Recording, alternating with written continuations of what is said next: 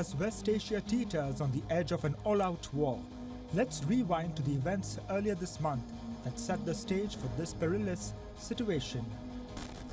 On April 1st, Iranian embassy in Damascus was attacked, resulting in the death of a top Iranian general.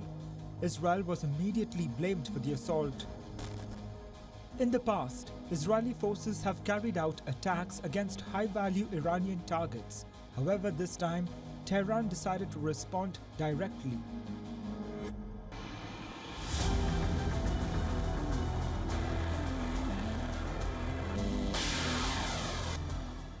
Shattering the delicate balance that had previously defined the relationship between the two West Asian foes.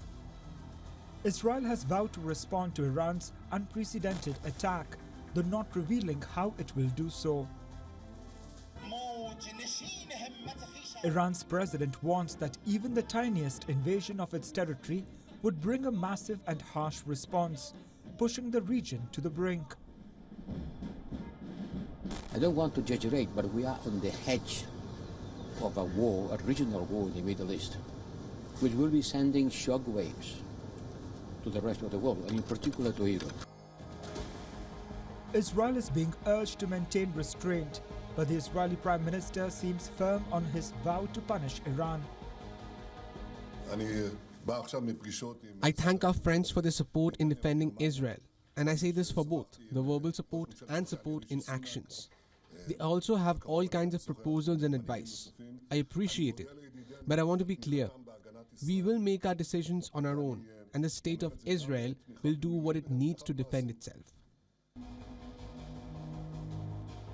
Now it all depends how the Israeli leadership makes its strategic calculations this time.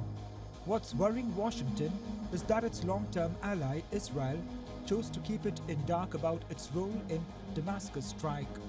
This lack of transparency has only heightened the tensions as Washington finds itself drawn into a conflict it may have sought to avoid. Bureau Report, WION, World is One.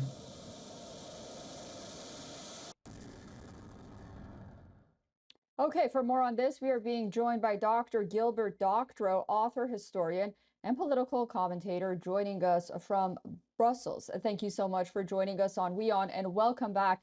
So, Israel's Western allies are telling Israel to show quote-unquote restraint.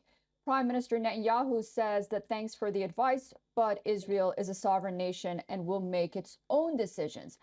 I would love to get your thoughts on this development and these developments, first of all. And second of all, do you think we'll see some of these alliances waning? I'd like to call attention to the distinction in likely reactions to any Israeli attack now in response to the past weekend's Iranian bombings of Israel. The distinction is between the United States and its allies, particularly the European allies. The distinction arises because of the status of these various countries in the 2015 Joint Comprehensive Plan of Action. That's to say, the Iranian nuclear deal, which was an exchange of trade concessions, the release from sanctions, more normalization of the economic relations with Iran, in exchange for Iran submitting to inspections that would ensure that it is not proceeding with a suspected or alleged nuclear weapons program. The United States, under Donald Trump, pulled out of that. The European countries did not. And the result is that the Europeans today are much more cautious about Iran than the United States is. The European countries have had a discussion over whether or not the Revolutionary Guard of Iran should be named as a terrorist organization. There was a big dispute, and that notion did not pass. It didn't pass because the European countries do not want to let go of Iran. They are afraid of what might develop into a nuclear weapons program and generally in the armaments of Iran if relations become hostile as they were before this 2015 agreement. The United States does not have any such interest, material interest in maintaining some kind of relationship with Iran. There have long been calls in the United States for military action against Iran, and therefore it is conceivable that President Biden would remain in support of Israel if it does something, even if it does something rather drastic and rather escalatory in response to Iran's recent bombings of last weekend. The Europeans are unlikely to follow suit.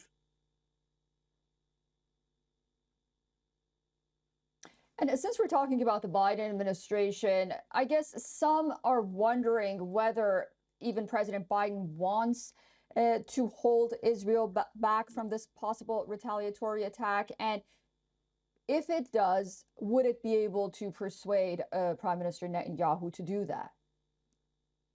I think Biden and Netanyahu have something in common.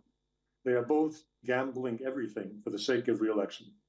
Mr. Biden's electoral chances have been diminishing, particularly now in light of higher fuel prices, which are of great importance to the decisions of the American electorate.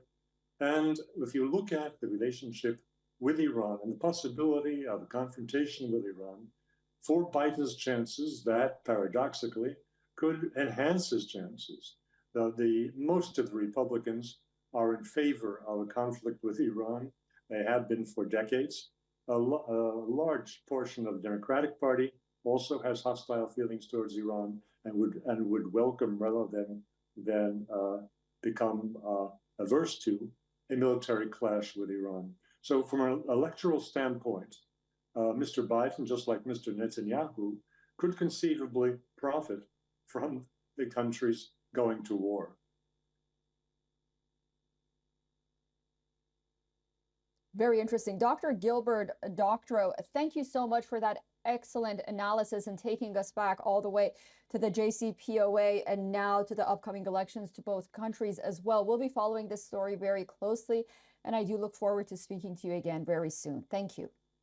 Well, thanks for the invitation. For all the latest news, download the WION app and subscribe to our YouTube channel.